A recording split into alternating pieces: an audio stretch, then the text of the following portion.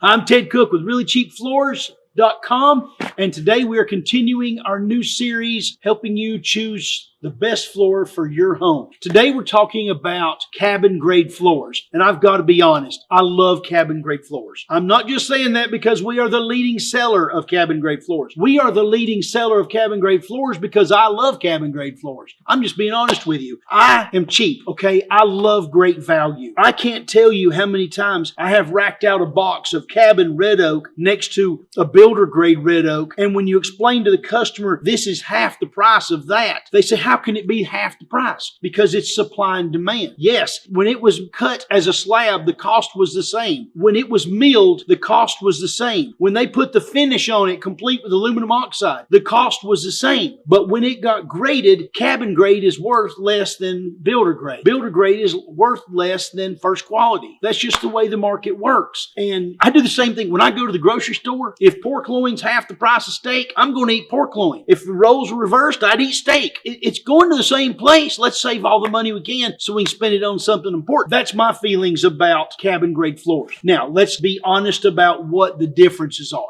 Biggest difference, board length, because the way they make cabin grade floor is it has a natural defect. So let's say there's an 8-foot long board coming down the line. 6 foot of that board is select, 24 inches of it's cabin. They cut that cabin off, throw it in the cabin, salvage that higher end piece and put it in the other pile. So cabin, you don't usually see a 6-foot long cabin board. Sometimes you'll see a piece that had maybe 3 defects in a board and they'll leave it together, but usually the board length is going to be much shorter. Your average board length is much shorter in cabin than it is the higher grades. Also, you're going to see a lot of variation in color. That's a natural defect that's very common in the grading process. Maybe it's because of heartwood or sapwood or knots. Sometimes there's mineral stain that's usually gray. There's lots of reasons that you will see a color variation in a floor, and all of those can be represented in cabin. Other natural defects you'll see, maybe wormholes, maybe small knots. You can see wind checks, seasoning checks, as long as they're not very big. But there won't be any defects that make a board unusable from a structural standpoint. Now, you may look at a board and say, ooh, I don't want wormholes in my floor. Well, throw it out. But what you cannot do is plan on grading a cabin grade floor into a higher grade. That's not going to happen. Every board is cabin grade. So if you're going to throw out all the cabin grade boards, you're not going to have anything left. The strength, though, of a cabin floor is not in the appearance of a single board, the appearance of the total floor. Cabin grade floors are mosaics. So where you might look at one board and say, I don't like that, try putting them all together and see if you like it. That's why we try to display our cabin as full boxes, or at least a half a box. I've used the analogy before. Cabin grade floor is like a salad. First time you try a salad, you reach in, you grab a piece, like, man, I really like that. Well, that was a carrot. That's not what a salad tastes like. That's what one part tastes like. You got to get a big mouthful. Same way with cabin grade flooring. You have to see it as a composite to understand what it's going to look like in your house. Not trying to talk you into it. I just want you to understand how the best way to approach this is. We found out a long time ago, where I did, the secret to making happy customers. And I want to share that secret with you now. When we get done with doing business with you, we want the reality to meet or exceed your expectations. Now, that relates to us is we have to make sure as salespeople that we relate how this floor truly looks to you. We want you to know it's going to have a lot of shorts. It's going to have a lot of defects. The other side of that is,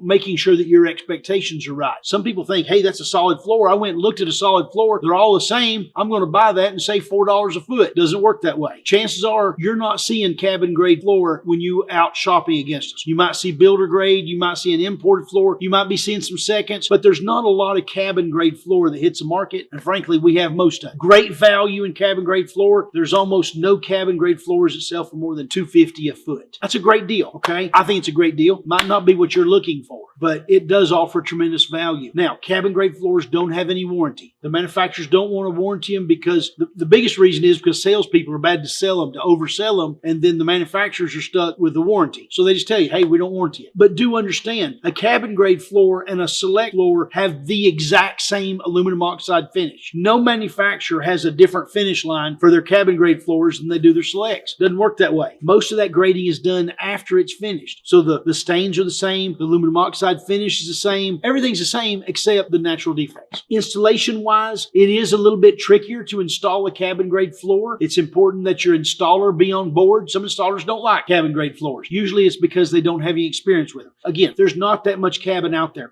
Only about 5% of the total output in the industry is cabin grade floors. So, 1 out of 20 floors is cabin. So anyway, when installers working that, they need to be careful working through them. They need to make sure their end joints are offset by at least 6 inches. Make sure that they're working out of several boxes at a time, because you might get one box that's heavy on shorts. You might get another box that's heavy on color, and you don't want to, have a set of floor that looks spotty. So make sure they work out of 3 or 4 or 5 boxes at a time so that you get a nice mosaic that's very well represented. Installation wise, it should cost the same to install a cabin grade floor as it does any other grade. It's the same amount of work. We do recommend you order about 10% extra when you're doing a cabin grade floor. What that does is it allows you maybe to throw out a few pieces that you don't like. Something to address though, then we don't talk about this all the time, but if you're doing just a living room in a house, then yeah, I would definitely order 10% extra. So you have the ability to throw a few boards out. But if you're doing a whole house, you've got closets, you've got bedrooms, that gives you a place to hide some less desirable boards. Maybe you take more of the shorts and put them in the closet. Maybe you take more of the shorts and put them under the bed. Everybody has a different theory on that. But if I'm doing a whole house on cabin, I might order a couple % less, just to be honest with you. Especially if you're close enough by where you can bring back unopened boxes. In open boxes, we give you back full price as long as we're still carrying that material. So there's a little bit to know about cabin that sets it apart. But again, I think it makes a tremendous value, and I'm all about saving money.